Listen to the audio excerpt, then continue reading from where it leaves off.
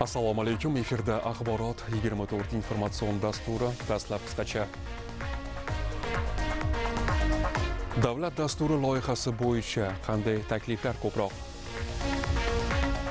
Qoraqalpog'iston tibbiyot institutiga zamonaviy diagnostika va jarrohlik uskunalari topshirildi.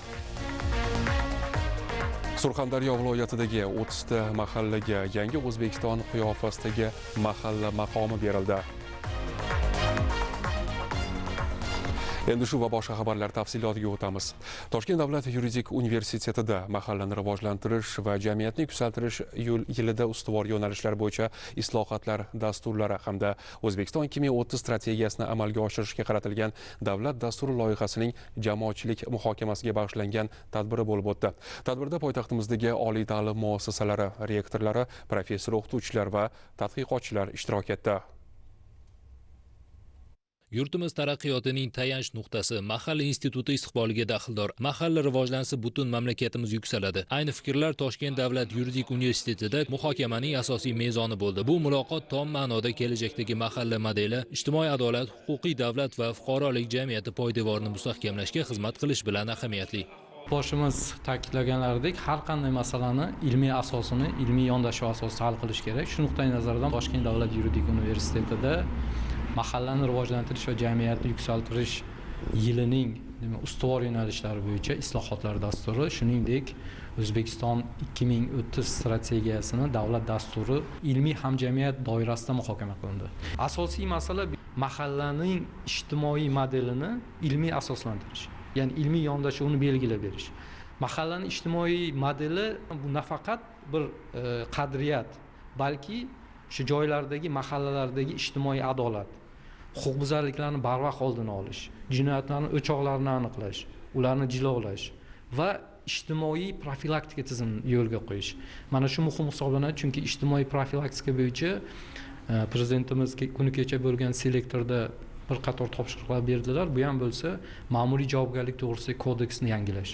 Ma'muriy javobgarlik to'g'risidagi kodeksning birinchi vazifasi u profilaktika hisoblanadi. Biz yuristlarning vazifamiz birinchi navbatda o'sha profilaktika funksiyasini normativ takomillashtirib, uni amalda joriy qilish hisoblanadi. Muhokama jarayonida e'tirof etilganidek, davlat dasturi loyihasi milliy iqtisodiyot, ijtimoiy rivojlanish va mahalliy infratuzilmasini yangilashga qaratilgan. Bu yilgi davlat dasturi nafaqat o'sha chora-tadbirlar va normativ huquqiy hujjatlar an'anaviy tarzda taklif qilinadigan, balki prezidentimiz tomonidan mana parlamentga hamda xalqqa murojaatnomalarda ilgari surilgan ustuvor yo'nalishlarni to'g'ridan-to'g'ri amaliyotga joriy qilishga qaratilgan 5 ta ustuvor yo'nalishlar bo'yicha islohotlar dasturi ham qabul qilinayotganligi bilan va bu masala hozir mana xalqimizga, keng jamoatchilikka taklif etilganligi bilan ham ahamiyatlidir. Aynan amaliy natijani bu yilning o'zida ko'rish imkonini beruvchi islohotlar qamrab olinganligi bilan ahamiyatlidir.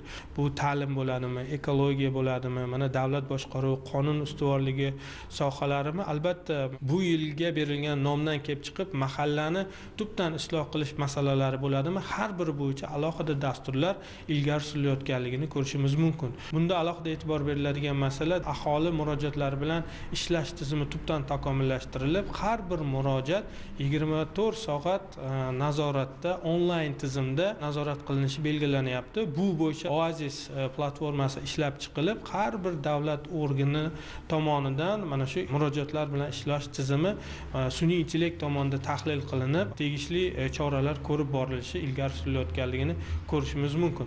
Yaqin istiqbolda mahallalar holati reyting asosida baholanadi va individual yondashuv asosida rivojlantiriladi. Strategik islohotlar natijasida mahalla va infratuzilma islohotlari, mahallada sanoat va xizmat loyihasi doirasida 10 mingdan ortiq ishlab chiqarish va xizmat ko'rsatish loyihalari ishga tushirilishi, mahallalarda qo'shimcha 100 ming ish o'rni yaratilishi ko'zda tutilmoqda. Raqamli mahalla va mahalla yettiligi platformalari orqali aholi muammolarini onlayn nazorat qilish, kambag'allikdan xoli mahallalar sonini 3,5 mingtaga yetkazish ustuvor vazifalardan sanaladi.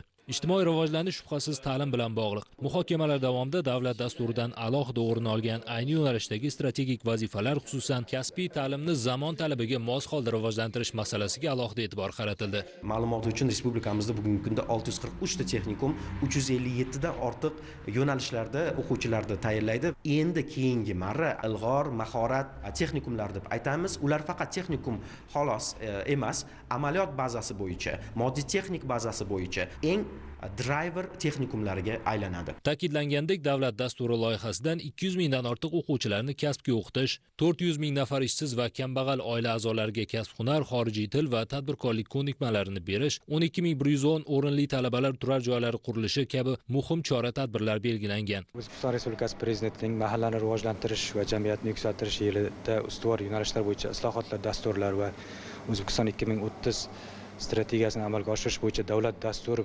to'g'risidagi farmon loyihasi doirasida asosan mahalla infratuzilmasini takomillashtirish va ularga yangi O'zbekiston qiyofasini olib kirish bo'yicha takliflar ko'pchilikni tashkil etayotgani va iqtisodiy yo'nalish bo'yicha islohotlar dasturi bo'yicha takliflar ko'proq ekanligini ko'rishingiz mumkin.